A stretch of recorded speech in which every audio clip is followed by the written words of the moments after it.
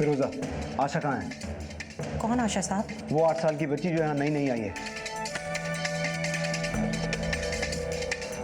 ये रही बच्ची साहब।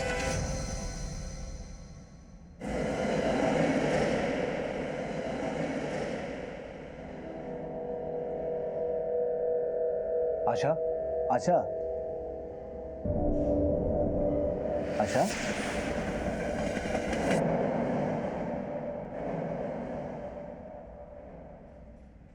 देख फिरोजा, तेरे पूरे नेटवर्क में आशा अगर कहीं भी है तो मुझे बता दे। साहब मैं कुछ नहीं जानती। ये मानसी कहाँ मिलेगी?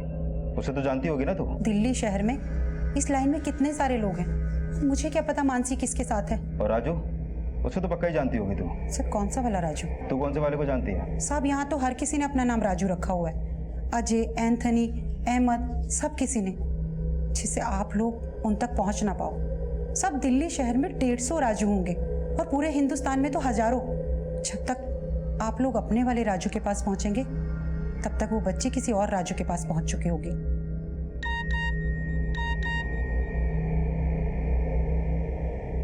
सर उस बहन का पता चल गया? कामिनी, इसे थाने लेके जाओ। मूव।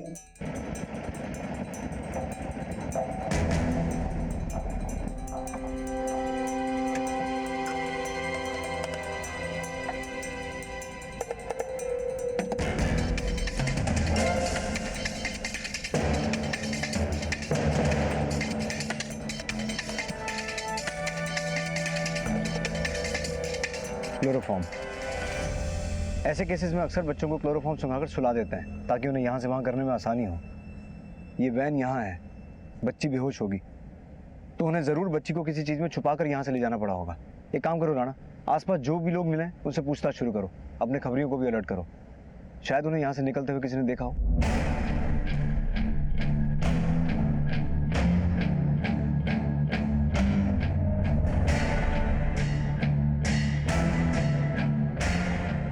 साहब बबलू बोल रहा हूँ साहब। अभी भी एक बच्ची देखी बसंत विहार में साहब, जैसे आपने फोटो भेजी है ना वैसी है, सेम टू सेम सब।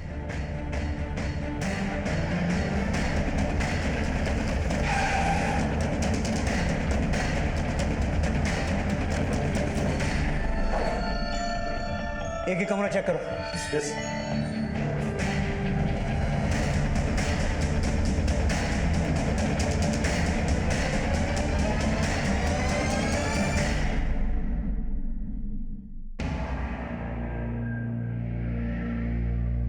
आशा को यहीं रखा गया था। इस घर का मालिक कौन है पता करो। सर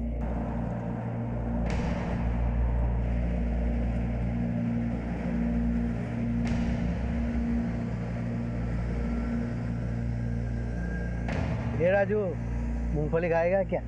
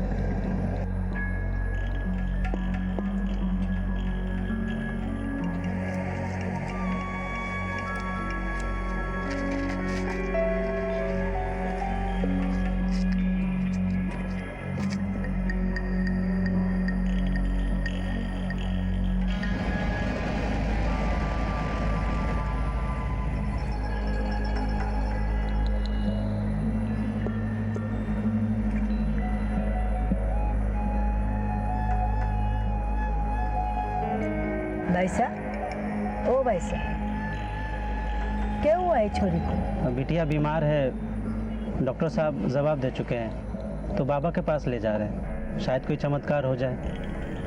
गांव छोड़ के जब दिल्ली आए थे तो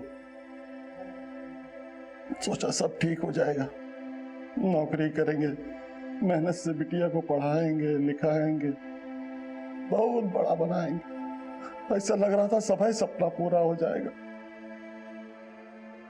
पर सपना इतना भयावह होगा ही नहीं सोचे थे कभी। हमको कुछ नहीं चाहिए, बस हमको मेरी बिटिया मिल जाए, हम उसको लेके गांव चले जाएंगे। कुछ नहीं चाहिए हमको, कुछ नहीं।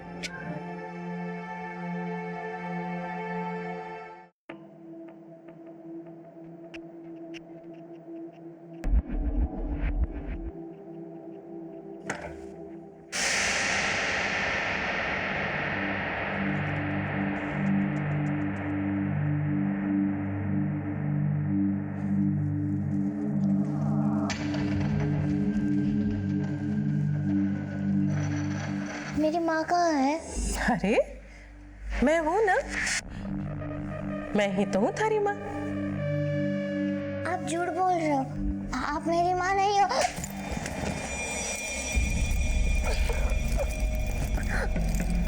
देख, मैं थारी को थारी माँ से कम प्यार ना करूंगी। और फिर माँ ही तो थप्पड़ मारे है ना, हाँ? तो फिर इस थप्पड़ के रिश्ते से मैं थारी माँ ही तो हुई ना, हाँ? तो बोल, खाएगी एक थप्पड़? बोल बोल, खाएगी? तो बोल बोल, मैं थारी कौन हूँ? बोल, कौन हूँ मैं थारी? शाबाश! अरे तू तुम्हारी सबसे फेवरेट बेटी बनेगी।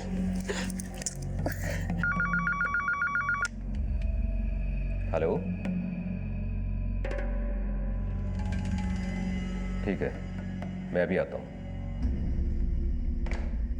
सर, जिस जगह पर किडनैपर्स ने आशा को रखा था वो जगह अजमेर के किसी राजेश मंटोला की है। ये रहा उसका एड्रेस।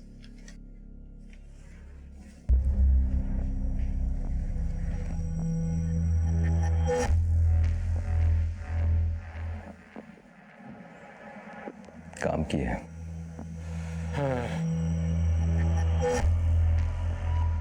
अंकल, मुझे तो कुछ नहीं हुआ। ये सब किस लिए? आपको जल्दी जल्दी बड़ा होना है ना, और अपनी इस गंदी माँ से लड़कर अपने माँ बाप के पास जाना है ना, है?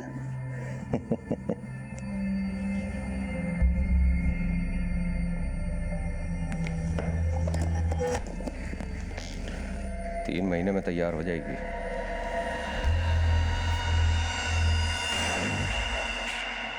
हमने पूछताछ की है, मंटोला की वो प्रॉपर्टी अक्सर बंद रहती है, वहां कोई आता जाता नहीं है, केयरटेकर भी नहीं है वहां। राणा, राजेश मंटोला से भी कुछ पता नहीं चला। सर, 1 हफ्ते से ऊपर हो गया, लेकिन अभी तक हमारे पास आशा का कोई क्लू नहीं है।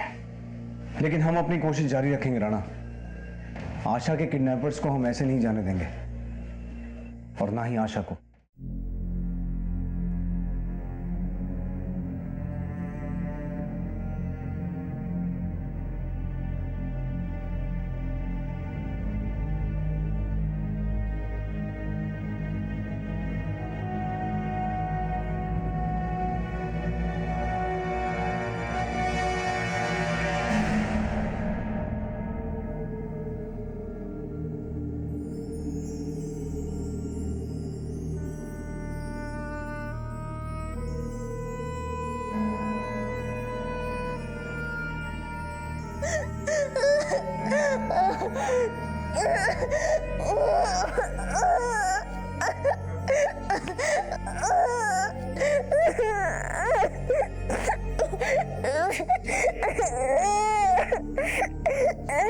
अरे आशा, तुम रो क्यों रही हो?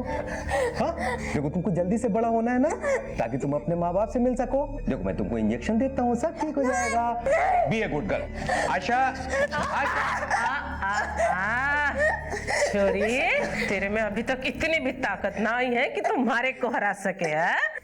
अभी तो तुझे बहुत बड़ा बनना है, और इतना बड़ा बनना है कि तुम्हारे को हरा सके। नहीं चाहिए, इंजेक्शन नहीं चाहिए।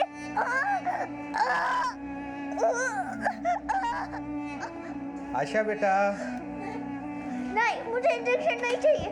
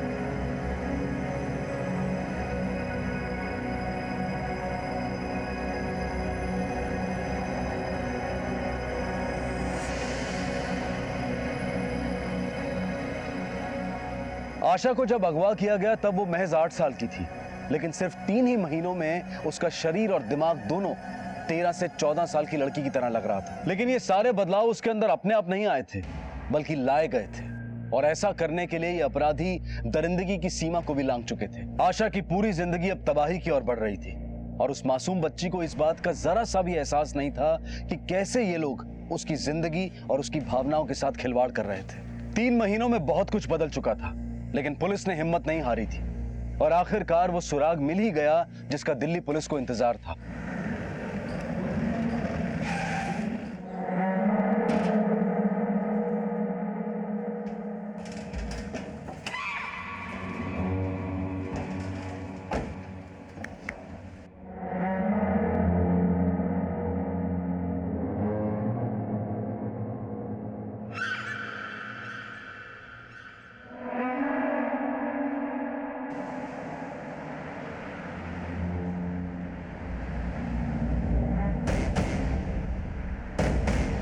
पुलिस?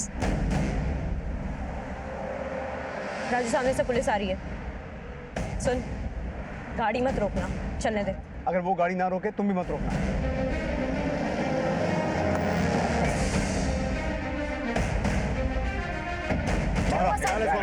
गाड़ी चेक करो सारी। सच में उसमें खाना है? क्या हुआ? चेक करो। ओके। खाना सर।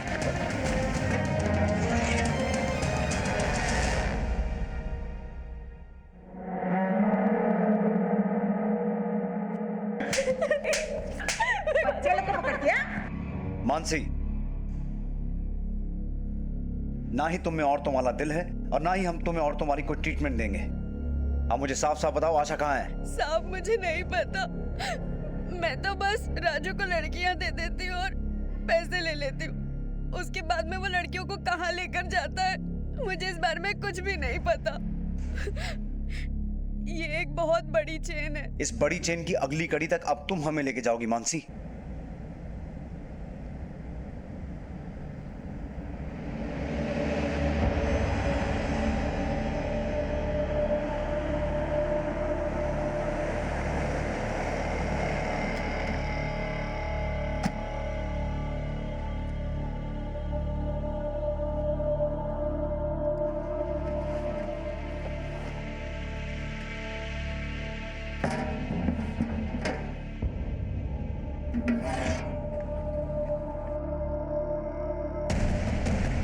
पकड़ो से।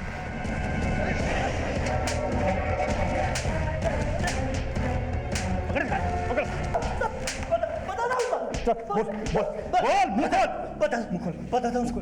छोटी मासूम लड़कियों की जिंदगी के साथ खेलते हो? किस दलदल में फेंक के आया आशा को? बोल।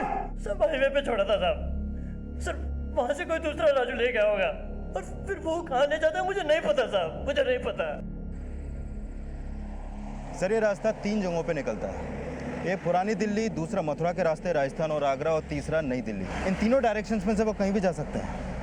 राणा, इससे पहले वो आशा को कहीं और शिफ्ट करें, हमें उसे ढूंढ निकालना है।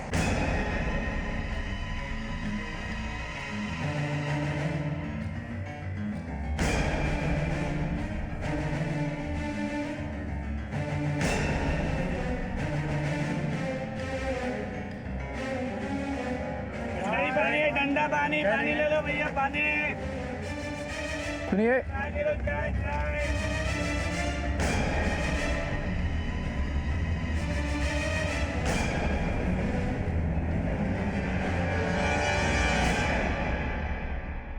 वो यही उतरा था छोरी को लेके। छोरी गोद में सो रही थी, तो मैंने पूछा भी क्या हुआ है छोरी को।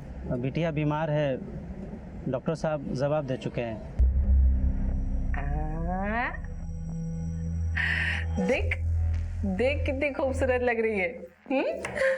हीरोइन लग रही है हमारी लाड़े सा। सच में बीना माँ, मैं तो बहुत अच्छी लग रही हूँ। तो ऐसे थोड़ी ना सारे बच्चियां मैंने बिना माँ कहे हुए हैं। और तेरा भी तो ध्यान रखती हूँ ना। अरे हमारी बच्ची।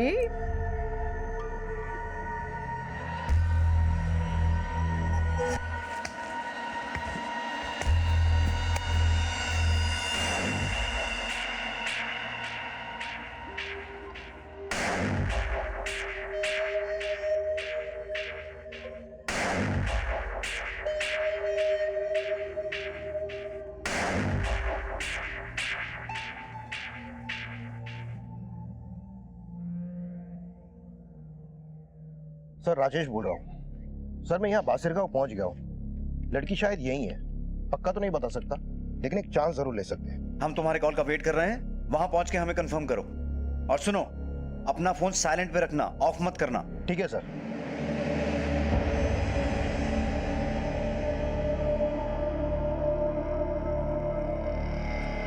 बेटा सुनो, इधर आओ। इसे जानते हो बेटा? ये तो मेरी माँ है। कहाँ रहते हो बेटा तुम अपनी माँ के साथ? हम लोग वो वहाँ रहते। सुनो यहाँ मुझे इनसे मिलना है। ये तो मेरी माँ है। ये आपको ऊपर मिलेगी, आप सीढ़ी से चढ़ के चले जाइए। जी ठीक है जी, मुझे इनसे मिलना है। ये तो हमारी माँ है, आपको इनसे मिलना है? कहाँ मिलेगी? आप यहाँ से सीधा ऊपर चले जाइए, ये आपको वहीं मिलेंगी।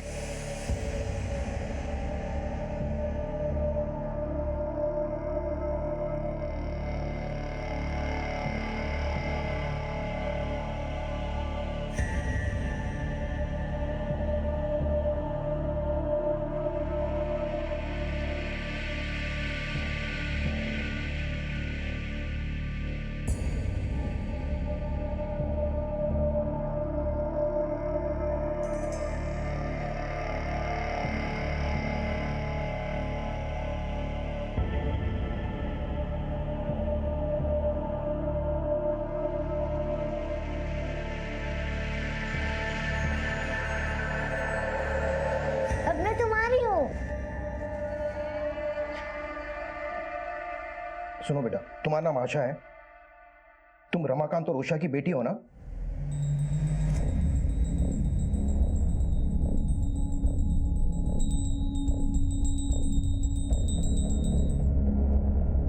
कौन है तुम? अंदर कैसे घुसा है? देखो कोई घुसा है, पकड़ो।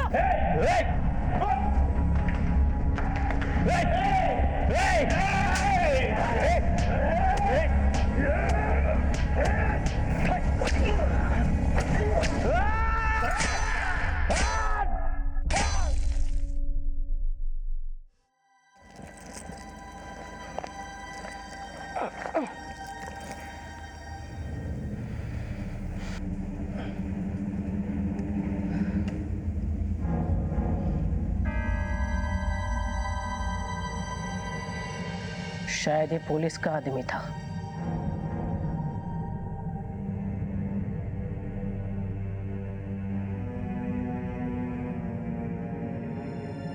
आप जिस नंबर पर कॉल करने की कोशिश कर रहे हैं वो फिलहाल बंद है। ये काफी देर से एक ही लोकेशन दिखा रहा है। सिग्नल टूट गया है, लगता है फोन स्विच ऑफ हो गया है। ये रीसेंट लोकेशन कौन सा है? लगभग 20 किलोमीटर दूर। मैंने राजू से कहा था फोन स्विच ऑफ ना करे। मूव।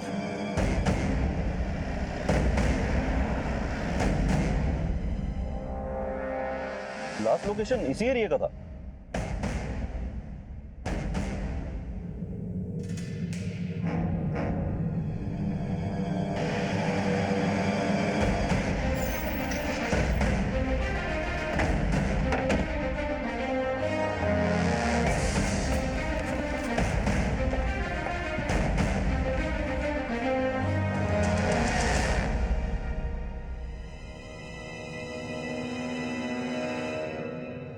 देख छोरी, अब थारी जिंदगी बहुत बड़ी होने जा रही है। ये बड़ी बड़ी जगहों पर उठना बैठना रहेगा तारा। हाँ, किसी भी चीज की कोई कमी ना रहेगी थारे को।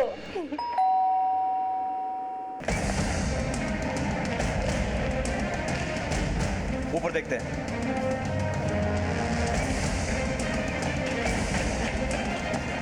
सारे कमरे चेक करो।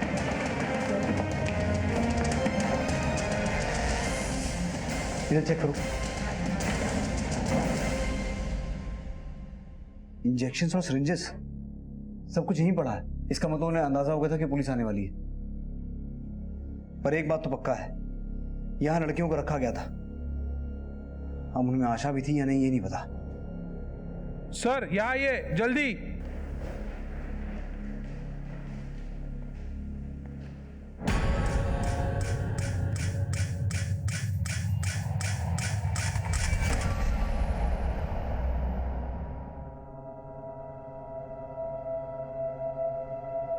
आशा यही थी।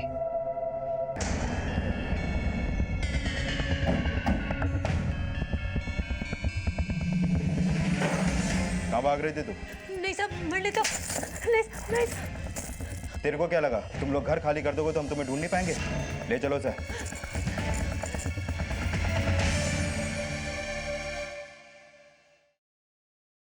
खंबा गणी आओ पधारो।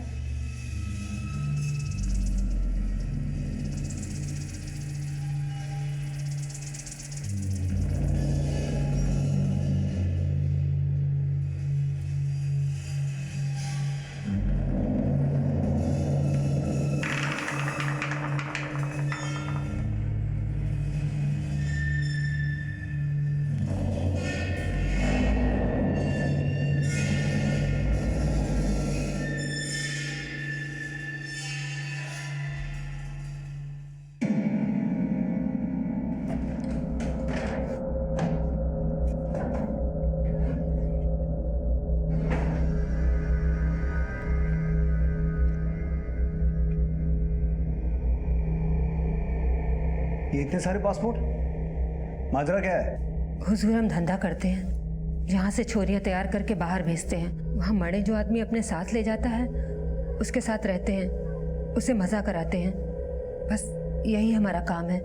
जो छोरी पेट से हो जाती है उसे यहाँ वापस भेज देते हैं। जब वो छोरी बच्चा पैदा कर लेती है, अगर वो छोरा हुआ तो उसे लड़कियों लाने वाला दलाल राजू बना देते हैं, और अगर छोरी पैदा हुई तो उसे इंजेक्शन देकर बड़ा कर देते हैं और फिर किसी दूसरे आदमी के हाथ बेच देते हैं। इंजेक्शन से सब्जियां और फल बड़ा करते थे, अब इंसानों के साथ भी ये सब।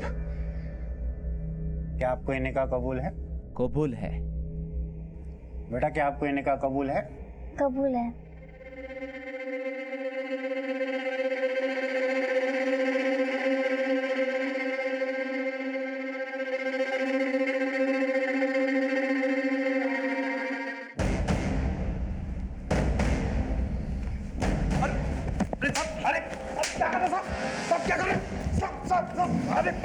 मार क्यों रहे साहब?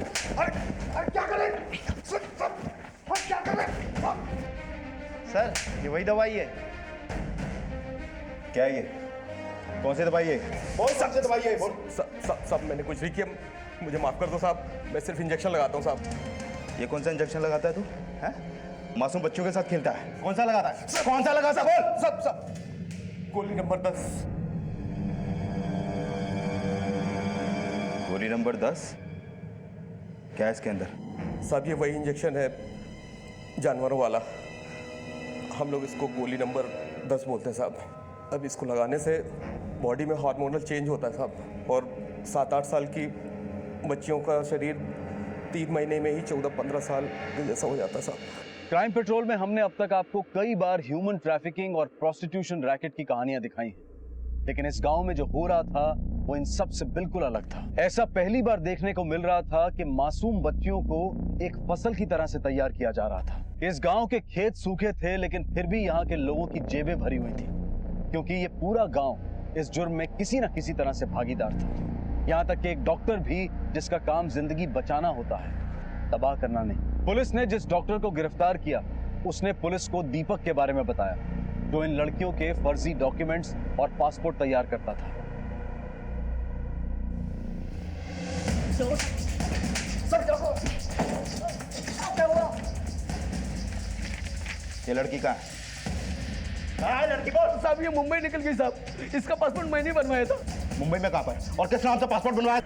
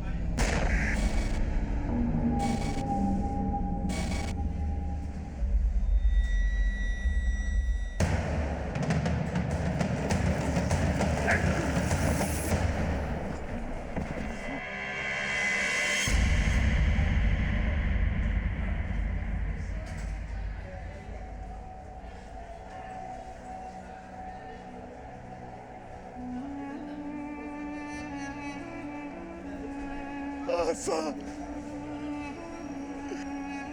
साहब, यही हमारी बच्ची है। देखो क्या कर दिया साहब, हमको भी नहीं पहचान पा रही है। आशा बेटा, हमें बेटा तुम्हारे बापू।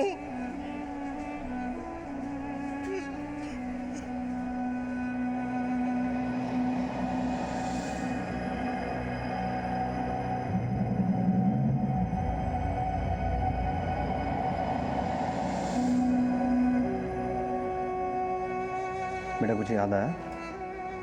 यही तुम्हारे मम्मी पापा हैं।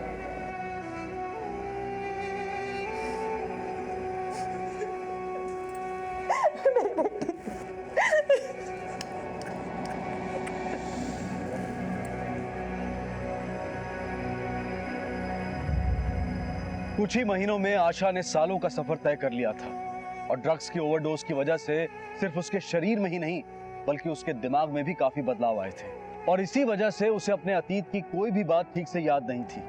फिलहाल इसके लिए आशा का साइकोलॉजिकल ट्रीटमेंट चल रहा है। हम उम्मीद करते हैं कि आशा जल्द से जल्द ठीक हो जाए और उसकी जिंदगी फिर से पहले जैसी हो जाए। राजू, मानसी, बीना और इस केस से जुड़े सभी अभियुक्त अब जेल की सलाखों के पीछे हैं। इन लोगों ने जो किया उसके लिए शायद कानून की किताब में लिखी हर सजा छोटी है। ऐसे अपराधियों को सबक सिखाना बेहद जरूरी है ताकि फिर कोई ऐसे घिनौने अपराध को अंजाम न दे पाए। ऐसे विकृत दिमाग और ऐसी सोच वाले अपराधियों को यह सबक सिखाना ही होगा कि बुराई का अंजाम बुरा ही होता है। स्कूल वालों की एक छोटी सी लापरवाही ने आशा की पूरी जिंदगी को खतरे में डाल दिया था। उसकी मासूमियत, उसका बचपन दोनों आशा से छिन गए थे। लेकिन फिर से किसी आशा के साथ ऐसा ना हो, इसका ध्यान हमें रखना होगा। आपसे फिर मुलाकात होगी अगले एपिसोड में एक और नए केस के साथ। तब तक अपना ख्याल रखें और देखते रहें क्राइम पेट्रोल। सबक एक को सीख हम सबको।